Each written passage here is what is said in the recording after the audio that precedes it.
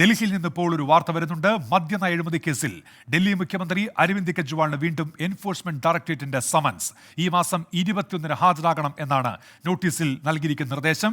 നിതിൻ അംബുജൻ ഡൽഹിയിൽ നിന്നിപ്പോൾ വിവരങ്ങളുമായി ചേരുന്നു. നിതിൻ, നേരത്തെ ഇതുമായി ബന്ധപ്പെട്ട് നടന്ന കോടതി വ്യവഹാരങ്ങളൊക്കെ നമ്മൾക്കറിയാം. വീണ്ടും ഇഡിയുടെ സമൻസ്, വിവരങ്ങൾ എന്തൊക്കെ?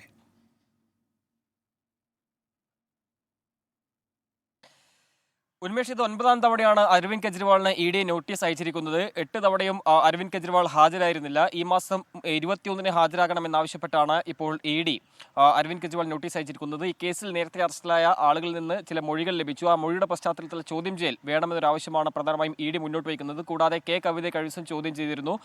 ഈ ഒരു സാഹചര്യത്തിൽ എന്തായാലും ഇഡിയുടെ നിലവിലെ ഒരു കണ്ടെത്തൽ ഇതിൽ അരവിന്ദ് കെജ്രിവാളിന് ഇതുമായി ബന്ധപ്പെട്ട് ചില പങ്കുകളുണ്ട് എന്നുള്ളതാണ്. പക്ഷേ അതിനായി വിശദമായ ചോദ്യം ചെയ്യലടക്കമുള്ള കാര്യങ്ങളുണ്ട്. എന്നാൽ ഇതുവരെ ഇഡിയുടെ നടപടിയിൽ അല്ലെങ്കിൽ ഇഡിയുടെ നോട്ടീസിൽ അരവിന്ദ് കെജ്രിവാൾ ഹാജരാകുന്ന ഒരു സാഹചര്യം ഉണ്ടായിരുന്നില്ല. എന്നാലും അല്പസമയത്തിനകം അരവിന്ദ് കെജ്രിവാൾ വാർത്താ സമ്മേളനം വിളിച്ചിട്ടുണ്ട്. ഈ വാർത്താ സമ്മേളനത്തിൽ ഈ ഇഡി നടപടിയുമായി ബന്ധപ്പെട്ട കാര്യങ്ങളിൽ ഒരു പ്രതികരണം പ്രതീക്ഷിക്കുന്നുണ്ട്. അതിനിടയിലാണ് ഈ നിരന്തരമായി ഈ സമൻസ് അവഗണിക്കുന്നതായി ചൂണ്ടിക്കാട്ടി ഇഡി കോടതിയെ സമീപിച്ചത്. ഈ ഒരു പശ്ചാത്തലത്തിൽ ഇന്നലെ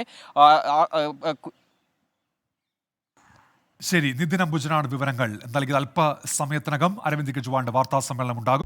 ലോകത്തെവിടെയായാലും ഏത് സമയത്തും 24 വാർത്തകളും ഓഗ്മെന്റഡ് റിയാലിറ്റി പാക്കേജുകളും എക്സ്പ്ലെയിനറുകളും വിശദമായി കാണാൻ ഞങ്ങളുടെ യൂട്യൂബ് ചാനൽ നിങ്ങൾക്ക് സബ്സ്ക്രൈബ് ചെയ്യാം.